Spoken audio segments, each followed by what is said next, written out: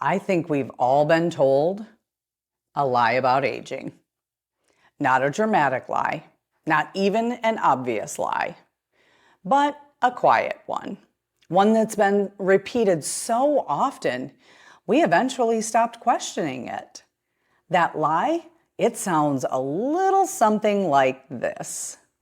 Well, that's just what happens when you get older. And the problem isn't that aging changes us. Of course it does. The problem is believing that we have no influence over how those changes unfold. Before we go any further, if you've been enjoying this Everyday Athlete series, I've created a free Everyday Athlete checklist that will help you start putting these ideas into practice. You can download it using the link below. Now, back to our talk. So let's talk about that lie.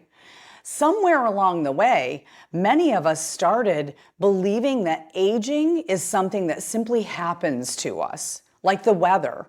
You wake up one morning, your balance isn't what it used to be. Your strength, it isn't what it used to be. You don't trust your body the way you once did. And the conversation often ends right there. Well, I'm getting older. But here's the question I want you to ask instead. What if that's only part of the story?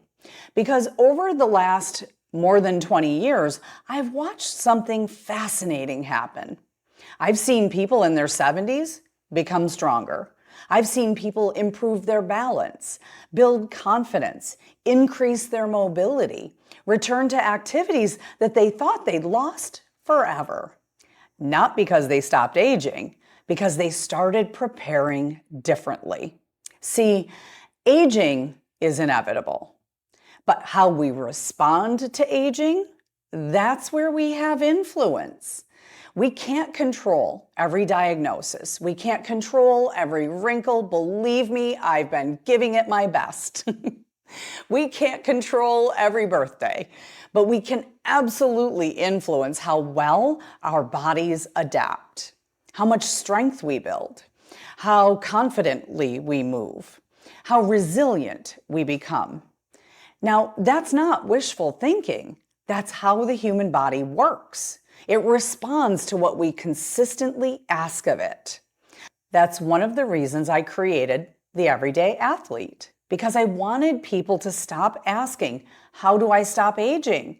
And start asking, how do I become more capable as I age? Those are completely different questions. One leads to frustration. The other leads to possibility. I think that's where body literacy becomes so very important. When you begin understanding your body, you stop seeing every ache or every challenge as a failure. Instead, you start asking, what's my body telling me? What does it need? How can I support it? That's a much more hopeful conversation, wouldn't you say? Here's something I tell my students all of the time. Healthy aging isn't about trying to become younger. It's about becoming more capable of living the life you have today. That's the goal. Not perfection, not turning back the clock. Capacity, confidence, curiosity, and continuing to participate in your own life your way.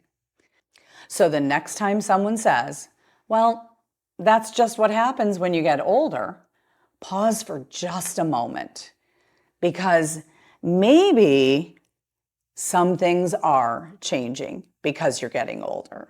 But maybe there is far more influence available to us than we've been led to believe. And I think that's one of the most hopeful truths about healthy aging. You see, hope isn't found in pretending that we can control everything.